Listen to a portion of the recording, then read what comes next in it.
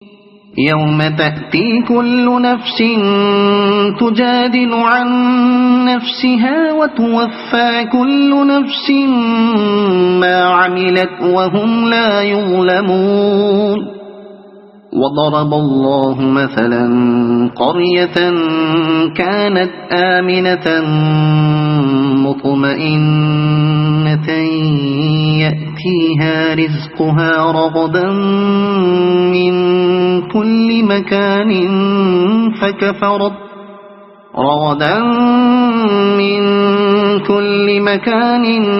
فكفرت بأنعم الله فأذاقها الله لباس الجوع والخوف بما كانوا يصنعون۔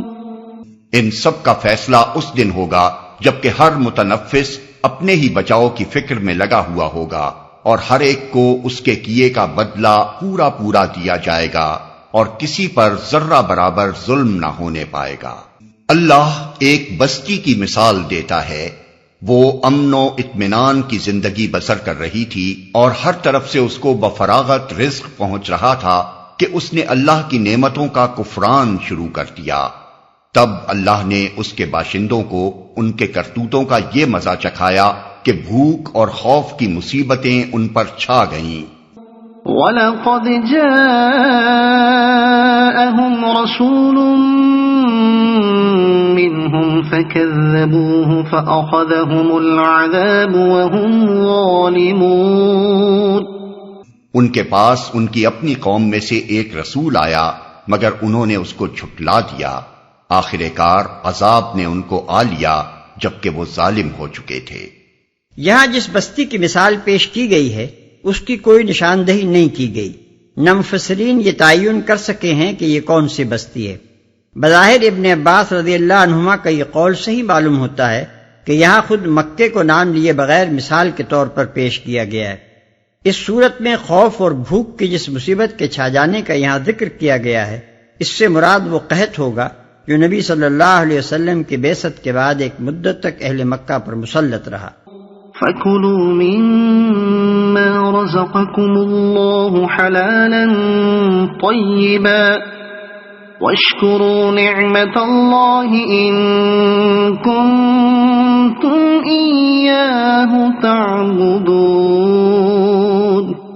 پس اے لوگو، اللہ نے جو کچھ حلال اور پاک رزق تم کو بخشا ہے اسے کھاؤ اور اللہ کے احسان کا شکر ادا کرو اگر تم واقعی اسی کی بندگی کرنے والے ہو۔ اللہ کے احسان کا شکر ادا کرو۔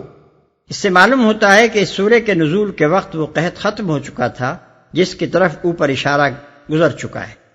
اسی کی بندگی کرنے والے ہو، یعنی اگر واقعی تم اللہ کی بندگی کے قائل ہو جیسا کہ تمہارا دعویٰ ہے تو حرام و حلال کے خود مختار نہ بنو۔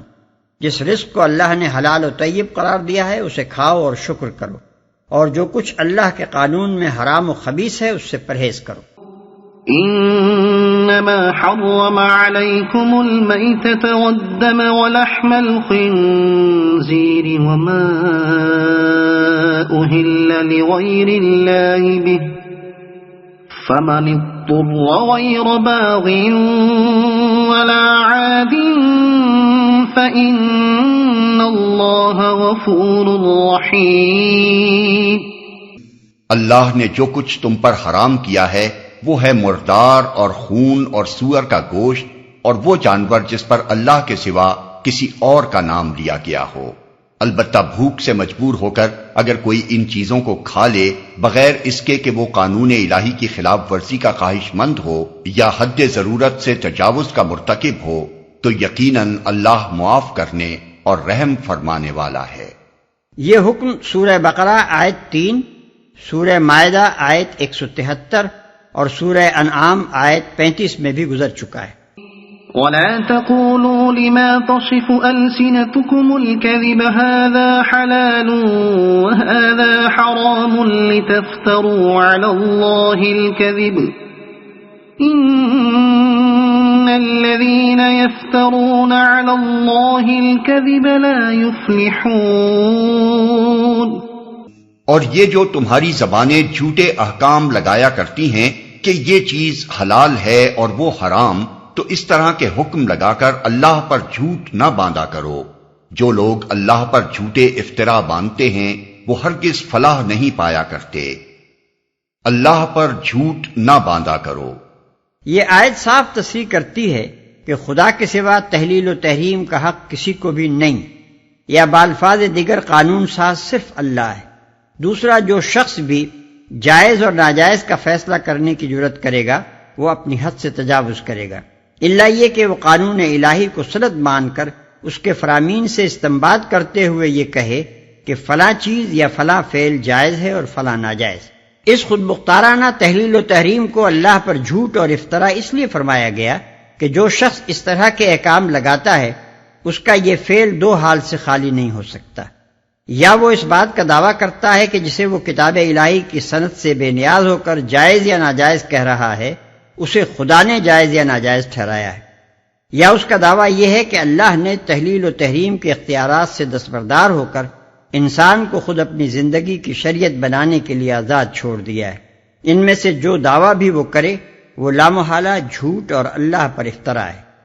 متاع قلیل ولہم عذاب علیم وعلى الذين هادوا حرمنا ما قصصنا عليك من قبل وما ظلمناهم ولكن كانوا أنفسهم يظلمون۔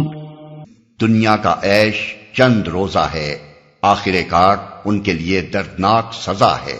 وہ چیزیں ہم نے خاص طور پر یہودیوں کے لیے حرام کی تھیں جن کا ذکر ہم اس سے پہلے تم سے کر چکے ہیں، اور یہ ان پر ہمارا ظلم نہ تھا بلکہ ان کا اپنا ہی ظلم تھا جو وہ اپنے اوپر کر رہے تھے۔ وہ چیزیں، یہ پورا پیراگراف ان اعتراضات کے جواب میں ہے جو مذکورہ بالا حکم پر کیے جا رہے تھے۔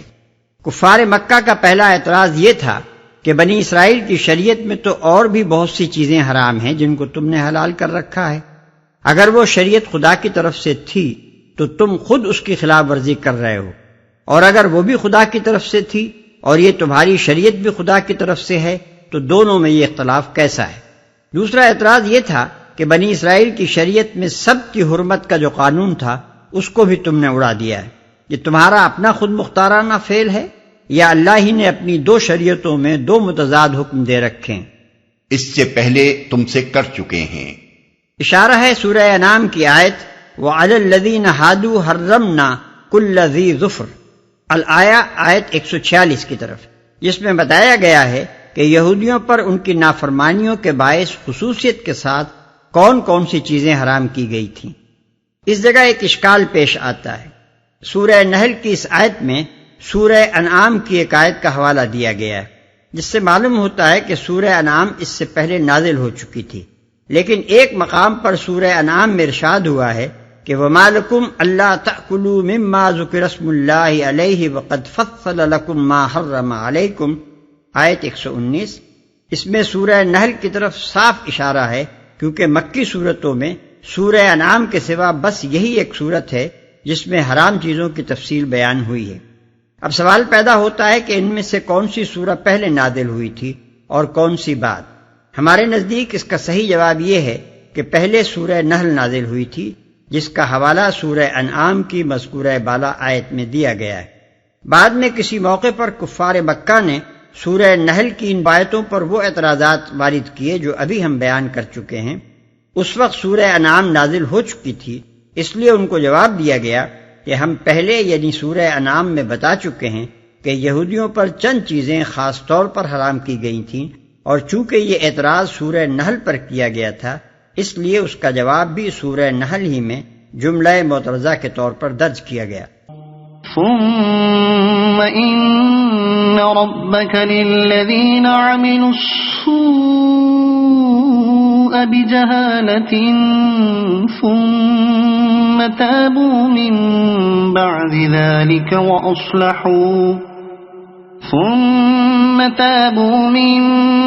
بعد ذلك وأصلحوا إن ربك من بعدها لغفور رحيم. البتہ جن لوگوں نے جہالت کی بنا پر برا عمل کیا اور پھر توبہ کر کے اپنے عمل کی اصلاح کر لی تو یقیناً توبہ و اصلاح کے بعد تیرا رب ان کے لیے غفور اور رحیم ہے.